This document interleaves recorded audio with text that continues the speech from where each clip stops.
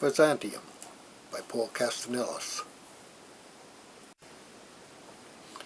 For several centuries after the birth of Jesus of Nazareth in Roman-occupied Judea, the Western world was the Roman world. The frontiers of the Roman Empire stretched from Britain in the north to the Sahara Desert in the south, from the Atlantic Ocean in the west to Rome's old and formidable enemy, the Persians, in the east. In the 300 years after the birth of Jesus, the conflict between paganism and Christianity intensified until in 313 of the Common Era, the Emperor Constantine I, called the Great, legalized the practice of Christianity. He ended the persecution of the new religion and allowed it to flourish openly. Then he himself became a Christian. Very soon, Roman paganism declined. At the same time, Constantine decided that the empire was too large to be ruled from one center, and founded a new city, a Christian city, in the western part of the empire, where Asia meets Europe at the Bosphorus. He called it New Rome, today's Istanbul, but it has always been commonly known as Constantinople or Byzantium. Byzantium had been the name of a little village on the site where Constantine constructed his new city.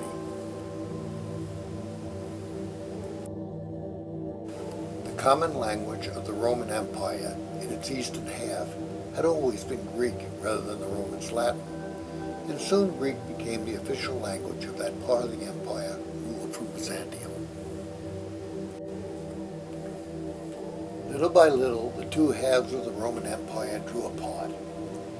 Within 200 years, the center of power in the western part had shifted away from the Mediterranean Sea to the developing states north of the Alps.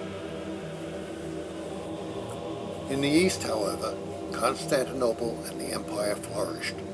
They flourished and prospered for another 1,000 years. The Byzantine Empire survived almost constant war against enemies from the new western states, from attacks by Slavic tribes north of the Black Sea, and from Arab armies under the standard of Muhammad. Not until less than 50 years before Columbus expanded the horizon of the Europeans did it finally succumb to 200 years of attacks by Turkish armies coming out of Asia. The triple walls of the city were the marvel of the Middle Ages. They stood against attack after attack for almost 1,000 years.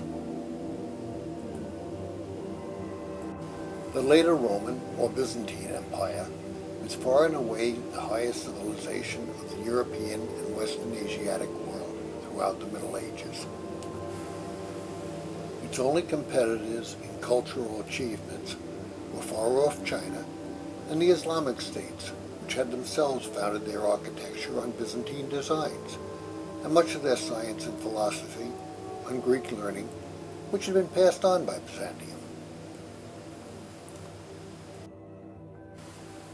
This is the Church of the Holy Wisdom in Istanbul, later the Hagia Sophia Mosque, and now a museum.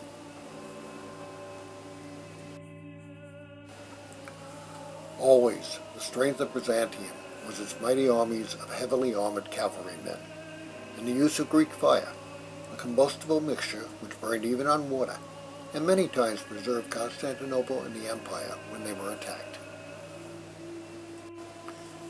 Yet for most of its history, the empire was rich and preferred diplomacy to war, whatever the cost, buying the services of potential invaders and either enlisting them in its own armies or setting them against other enemies. Barbarian emissaries were astounded by the wealth of the court. Organ music filled the vault of Hagia Sophia, and marvelous clockwork beasts decorated the palaces. Imperial eunuchs imitated the angels, and princesses might be married to Russian royalty. Missionaries were sent into the wilderness north of the empire, where they would evangelize barbarian tribes pushing west. In the process, they would use the Greek alphabet to provide the tribes with the first documents written in their own languages. Diplomacy was funded by luxury trade from the Asian Silk Road, a dangerous overland passage from China, which terminated at the Bosphorus, and by the trade in furs, slaves, and natural resources that were carried by water down the Bosphorus from the Black Sea, past Constantinople, and on to the west. For centuries, the Near East was part of the Eastern Empire. Egypt supplied grain for the populace of Constantinople, while Greece and Asia Minor provided cavalrymen and horses to defend it from attacks by Persia. Then in the 7th century, Arab armies under the banner of Muhammad conquered Persia, Egypt, and the Holy Land. There was still trade, but the empire took a hit from which it never fully recovered. The defining characteristic of the empire was its devout Christianity. The empire was dotted with monasteries and covered with churches. The Byzantines left to the Orthodox churches the heritage of beauty with which they decorated both secular and religious buildings, with religious frescoes and gold mosaics. Most of the secular buildings have been destroyed, but many churches remain. This strikingly modern wall painting is from the Church of the Holy Savior in Kora in Istanbul. Christ is seen raising both Adam and Eve from the dead, together at the end of time. The Eastern emperors maintained an outpost in Ravenna, Italy, long after Rome had fallen to Gothic invaders. These 6th century mosaics from the Church of San Apollinare Nuovo show the wise men bringing gifts to the Christ child and a procession of holy virgins approaching the enthroned Christ. There are 2 views of San Apollinare in Ravenna and 2 views of San Vitale in Ravenna.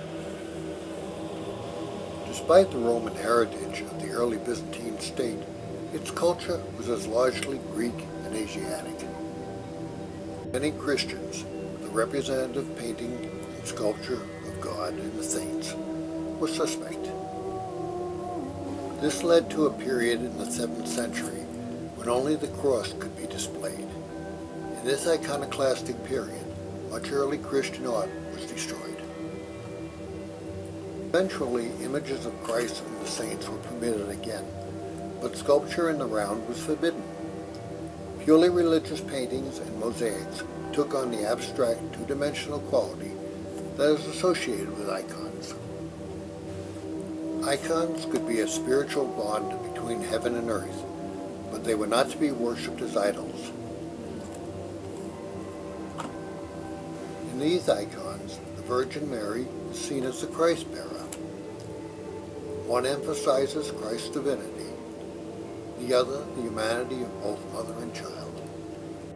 Byzantine dedication to Christ is to be seen in the representation of Christ as ruler of the world, which dominated every church.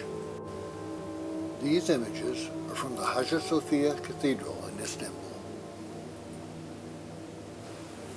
The emperor was depicted as Christ's representative. Jesus was the ruler of all. The emperor was the ruler of Christ's empire on earth, an absolute authority in civil affairs, and the temporal head of his church. Here he is depicted in the Cathedral of Hagia Sophia with an emperor and empress. A warmer faith depicted the mother of Jesus. The devotion of Byzantines to her was next only to their fear of a forgiving but awe-inspiring Christ. For Mary was accessible on a human level, a person like themselves, who like themselves had suffered all the tribulations of life in faithfulness to God. Here the Emperor Justinian I presents the Hagia Sophia Cathedral, and the Emperor Constantine the city of Constantinople, to Mary, to whom the city was dedicated. This beautiful image of Mary is known as Our Lady of Kazan. Its actual origin is unknown, but it was discovered in Russia in 1579. And here is the Annunciation from the Church of St. Clement in Macedonia. The angel Gabriel is asking Mary if she is willing to be the Mother of God. Mary is often depicted at the point of death. Here Jesus holds his mother's soul. Only next in regard to the Mother of Christ were the saints of the Orthodox Church, to whom prayers were constantly offered for their intercession before the heavenly throne. Their deliberately stylized representations, icons painted on wood and often obscured with silver and jewels, remain models for icons of the Eastern churches today.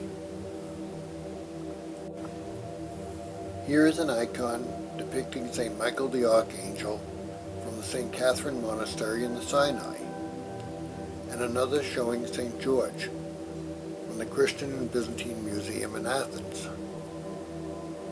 Here also from the St. Catherine Monastery in the Sinai is an icon of St. Peter. Less has survived of secular art, partly because even secular buildings were decorated with religious motifs. Yet some, though often damaged, remain. Here is the so-called Shroud of Charlemagne, made in Constantinople, and a bishop's vestment with Byzantine embroidery, from a collection in the Kremlin Armory. Here, too, are some late Roman floor mosaics from the Great Palace in Constantinople.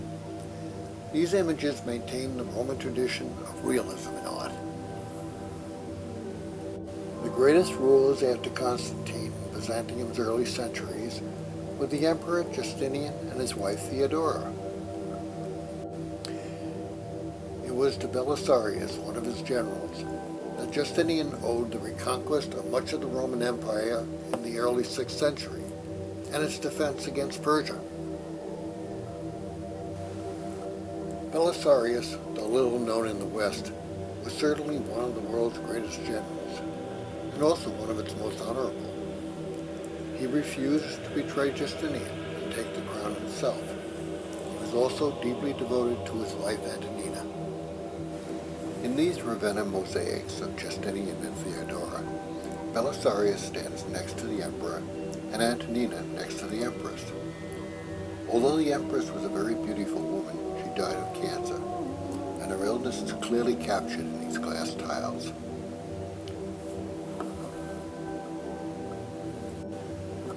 Such portraiture contrasts with the deliberately abstract symbolism of Byzantine religious art.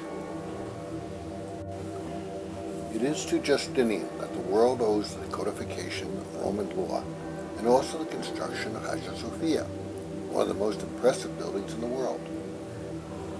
Hagia Sophia, meaning the Church of the Holy Wisdom, still stands as a museum in modern Istanbul. The roundels with Arabic writing date from the period when it was a mosque. Some of its mosaic decoration has been uncovered after having been long hidden in accordance with Islamic law. But it is not for its rulers and generals that the Byzantine world should be most regarded. Monks throughout the empire patiently copied over and over the Roman and Greek authors, preserving the knowledge and wisdom of the ancient world.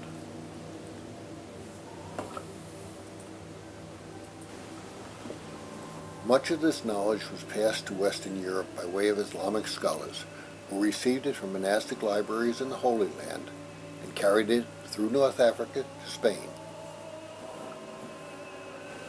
Here is a Greek air book with Arabic notations.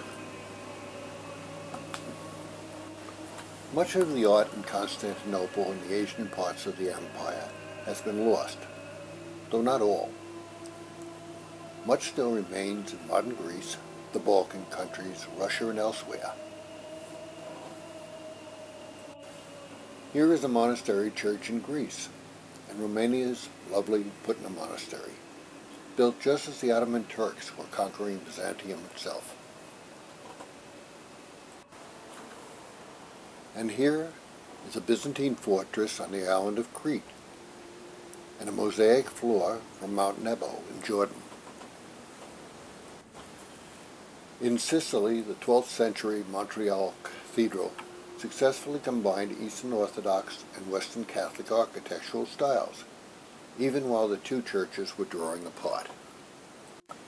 In 1130, Roger II became king of Sicily. In this mosaic from a church in Palermo, he is invested by Christ while wearing the emblems of a Byzantine emperor. Even the inscription is in Greek. All Europe looked to Constantinople with regard and envy, mixed with the disdain with which less sophisticated societies may regard cultures which they can perhaps copy, but neither surpass nor even match. The rude knights of Western Europe often misunderstood literary and social achievement for decadence.